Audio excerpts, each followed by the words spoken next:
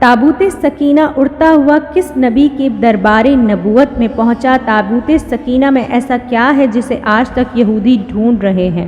ناظرین محترم، تابوت سکینہ ایک ایسا صندوق تھا جو شمشاد کی لکڑی سے بنا ہوا صندوق ہے، جو اللہ تبارک و تعالیٰ نے حضرت آدم علیہ السلام پر آسمان سے نازل فرمایا۔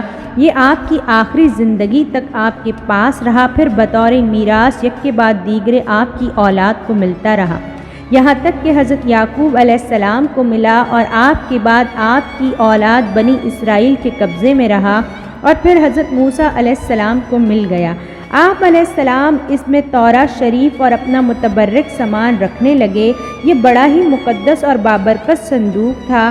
بنی اسرائیل پر جب کفار حملہ کرتے تھے تو وہ ڈر سہم جاتے تھے، وہ تابوت سکینہ کو اپنے سامنے کھول کر رکھ لیتے۔ اس صندوق سے ایسی رحمتوں اور برکتوں کا ظہور ہوتا کہ ان کے دلوں میں سکون و اطمینان کا سامان پیدا ہو جاتا، اور ان کے ڈرے ہوئے دل پتھر کی چٹانوں سے زیادہ مضبوط ہو جاتے تھے۔ اور جس قدر وہ صندوق کو آسمان کے قریب کرتے تو آسمان سے نصر من اللہ و فتح قریب کی بشارتیں آنے لگتیں اور فتح مبین حاصل ہو جایا کرتی تھی۔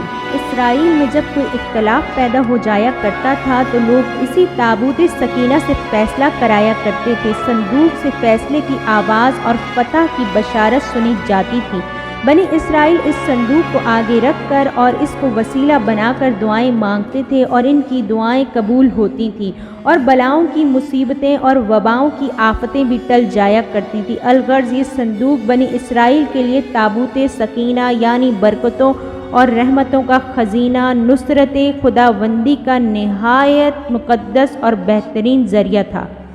مگر جب بنی اسرائیل طرح طرح کے گناہوں میں ملوث ہو گئے اور ان لوگوں میں گناہوں کی کثرت ہو گئی تو ان کی بدعمالیوں کی نحوست کی وجہ سے اللہ عز و جل کی طرف سے یہ عذاب نازل ہوا کہ قوم عمالقہ کے کفار نے ایک لشکر جرار کے ساتھ بنی اسرائیل پر حملہ کر دیا اور خوب قتل و غارت گری کا بازار کرم کیا، اور جاتے ہوئے اپنے ساتھ تابوت سکینہ کو بھی اٹھا کر لے گئے اور اس مقدس صندوق کو لے جا کر گندگی اور غلاظت کے ڈھیر پر پھینک دیا۔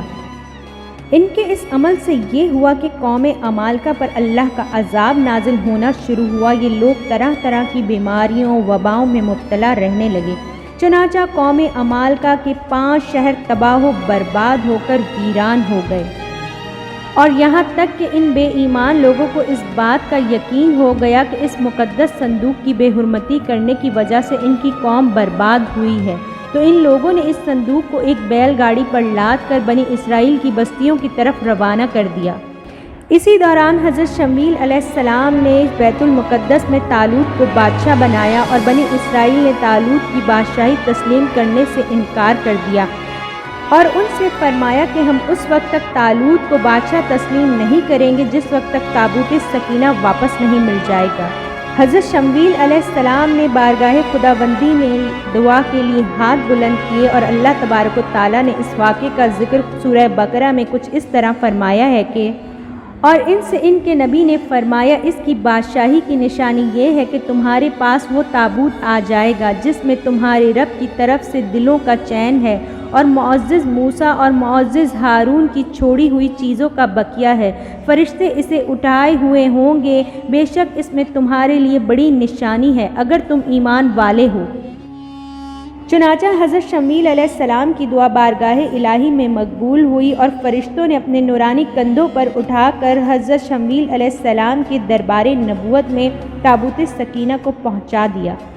اب آپ سوچ رہے ہوں گے کہ تابوت سکینہ میں تھا کیا؟ اس مقدس صندوق میں حضرت موسیٰ علیہ السلام کا عصا، ان کی مقدس جوتیاں، حضرت ہارون علیہ السلام کا عمامہ، حضرت سلیمان علیہ السلام کی انگوٹھی اور توراہ کی تختیوں کے چند ٹکڑے، کچھ من و سلوہ، اس کے علاوہ حضرت و انبیاء کرام کی صورتوں کے خلیے، یہ سب تبرکات اس میں موجود تھے۔